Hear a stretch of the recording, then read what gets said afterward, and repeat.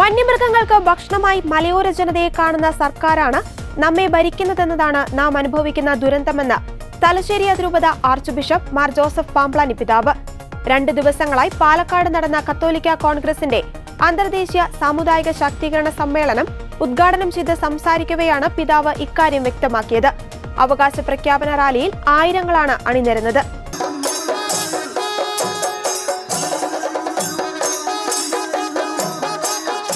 സർക്കാരിനോട് പറയുന്നതിനേക്കാൾ ഫലം കിട്ടും ആക്രമിക്കാൻ വരുന്ന കടുവയോടും പുലിയോടും കൈകൂപ്പി പറഞ്ഞാൽ.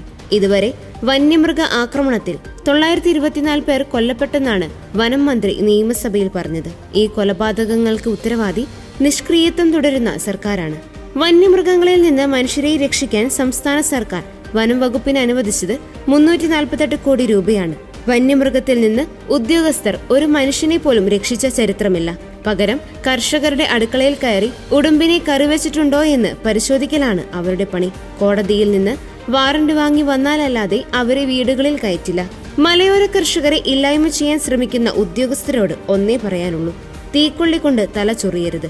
ജസ്റ്റിസ് JB കോശി കമ്മീഷൻ റിപ്പോർട്ടിന്മേൽ സർക്കാർ അടയിരിക്കാൻ തുടങ്ങിയിട്ട് 2.5 വർഷം കഴിഞ്ഞു. ദളിതനായ വ്യക്തി സ്വന്തം ഇഷ്ടപ്രകാരം ക്രിസ്ത്യാനിയായാൽ അവന്റെ ജാതിപരമായ അവകാശങ്ങൾ നിഷേധിക്കുന്നത് ശരിയല്ല. ഇത് ഭരണഘടന ഉറപ്പു നൽകുന്ന സ്വാതന്ത്ര്യത്തിന്റെ നിഷേധമാണെന്നും മാർ ജോസഫ് പാംപ്ലാനി പറഞ്ഞു. കത്തോലിക്ക Congress global president professor Rajeev Kochuparambil അധ്യക്ഷനായി. പാലക്കാട് രൂപത ബിഷപ്പ് മാർ പീറ്റർ കൊച്ചുപുരയ്ക്കൽ മുഖ്യ അതിഥിയായി. Bishop emeritus Mar Jacob Manathodu സന്ദേശം നൽകി. സമ്മേളനത്തിൽ വികാരി ജനറൽ മോൺസ്റ്റന്യൂർ ജിജോ ചാലക്കൽ, കത്തോലിക്ക Congress global president professor Rajeev Kochuparambil, secretary doctor Joskutty J Ozhukayil, രൂപത ഡയറക്ടർ ഫാദർ ചെറിയാൻ ആഞ്ഞിലിമൂട്ടിൽ തുടങ്ങിയവർ സംസാരിച്ചു. എടുക്കാതെ അക്ഷരം പ്രതി നടപ്പിലാക്കിയ സർക്കാരിന്റെ മുന്നണിയാണ് ഈ JB കോശി കമ്മീഷൻ റിപ്പോർട്ടിന് നടപടിയെടുക്കുവാൻ വേണ്ടി ഇത്രയേറെ കാലവിളംബം വരുത്തുന്നത് എന്ന് പറയുന്നത്. അത് വർഗീയതയല്ല, അത് ഒരു സമുദായത്തിന്റെ നിലനിൽപ്പിന് വേണ്ടിയുള്ള അവകാശ പോരാട്ടത്തിന്റെ പ്രഖ്യാപനമാണ് എന്ന് സർക്കാരെ നിങ്ങൾ മനസ്സിലാക്കേണ്ടതുണ്ട്. ഞങ്ങൾക്ക് ഇത്തരം കാര്യങ്ങളിൽ കൃത്യമായ മറുപടി, വ്യക്തമായ നിലപാടുകളോടെ സർക്കാരിൻ്റെ ഭാഗത്ത് നിന്ന് ലഭ്യമാകേണ്ടതുണ്ട് എന്നുള്ള കാര്യം സർക്കാരിനെ അറിയിക്കാൻ ഞങ്ങൾ ആഗ്രഹിക്കുകയാണ്. അവസാനമായി നമ്മുടെ നിർദ്ദേശങ്ങളിലുള്ള ഒരു കാര്യം, വന്യമൃഗശല്യം.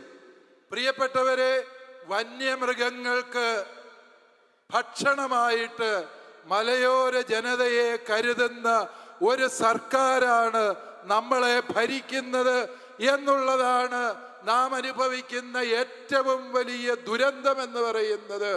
ഞാൻ കൽപ്പറ്റയിൽ പ്രസംഗിച്ചപ്പോൾ പറഞ്ഞു, ഈ സർക്കാരിനോട് പറയുന്നതിനേക്കാളും ഫലം കിട്ടും നമ്മെ കൊന്നു തിന്നാൻ വരുന്ന കടുവായുടെയും പുലിയുടെയും മുമ്പിൽ ചെന്ന് കൈകൂപ്പി പറഞ്ഞാൽ അതുങ്ങൾക്ക് ഇവയേക്കാളും ആത്മാർത്ഥതയും ലജ്ജയും ഉണ്ടാകും. ഒരുപക്ഷെ അവ നമ്മളെ സംരക്ഷിച്ചെന്നിരിക്കും. പ്രിയപ്പെട്ടവരെ, എത്ര ജനങ്ങളാണ് ഈ വന്യമൃഗങ്ങളുടെ അക്രമങ്ങൾക്കിരയാകുന്നത് എന്ന് നമ്മൾ തിരിച്ചറിയണം. ഇടതുമുന്നണി സർക്കാർ അധികാരത്തിൽ വന്ന് 9 വർഷങ്ങൾ പൂർത്തിയാകുമ്പോൾ നിയമസഭയിൽ തന്നെ വനം വകുപ്പ് മന്ത്രി പറഞ്ഞു, 6 മാസം മുമ്പ് പറഞ്ഞത് 924 അംഗങ്ങൾ മനുഷ്യര് ഇപ്രകാരം കൊല്ലപ്പെട്ടു വന്യമൃഗങ്ങളാൽ എന്നാണ് പറഞ്ഞത്. ഓർക്കുക, 924 പേരെന്ന് പറഞ്ഞ ശേഷം ഈ കേരളത്തിൽ 84 മനുഷ്യജീവൻ കൂടി പൊലിഞ്ഞു എന്ന് തിരിച്ചറിയണം. ഇത്രയും മനുഷ്യരെ കൊന്നൊടുക്കിയത് ആര് എന്ന് ചോദിച്ചാൽ അതിനൊരൊറ്റ ഉത്തരമേയുള്ളൂ: നിഷ്ക്രിയത്വം തുടരുന്ന ഈ സർക്കാരിൻ്റെ നിലപാട് രാഹിത്യമാണ് എന്ന് പറയാതെ നിവൃത്തിയില്ല. ഇവിടെ കാട്ടുപന്നികൾ വീട്ടിലേക്ക് കയറി വരുന്നു. കുഞ്ഞുങ്ങളോടൊപ്പം കിടന്ന പട്ടിക്കുഞ്ഞിനെ ഒരു പുലി വന്ന് പിടിച്ചോണ്ടുപോയി. എടുത്തുകൊണ്ടുപോയതൊരു കുഞ്ഞിനെ ആയിരുന്നെങ്കിൽ ആര് സമാധാനം പറയും? ആരും പറയില്ല. പ്രിയപ്പെട്ടവരെ, നമ്മുടെ കുഞ്ഞുങ്ങളെ രക്ഷിക്കുക, നമ്മുടെ ജീവിത പങ്കാളികളെ രക്ഷിക്കാൻ, സ്കൂളിൽ പോകുന്ന നമ്മുടെ വിദ്യാർത്ഥികളെ സംരക്ഷിക്കാൻ ഈ സർക്കാരിന് സാധിക്കുന്നില്ല എന്നുള്ളത് സങ്കടകരമായ സത്യമാണ്. വനം വകുപ്പിന് ഈ കഴിഞ്ഞ ബഡ്ജറ്റിൽ വകയിരുത്തിയിരിക്കുന്നത് 348 കോടി രൂപയാണ് വന്യമൃഗങ്ങളിൽ നിന്ന് ജനത്തെ സംരക്ഷിക്കാൻ. അവന്മാര് തച്ചിനിരുന്ന് പുട്ടടിച്ച് തീർക്കുകയല്ലാതെ വനം വകുപ്പുകാർ ഇന്നേ വരെ ഏതെങ്കിലും ഒരു മനുഷ്യനെ സംരക്ഷിച്ചതിൻ്റെ ചരിത്രം കേട്ടിട്ടുണ്ടോ?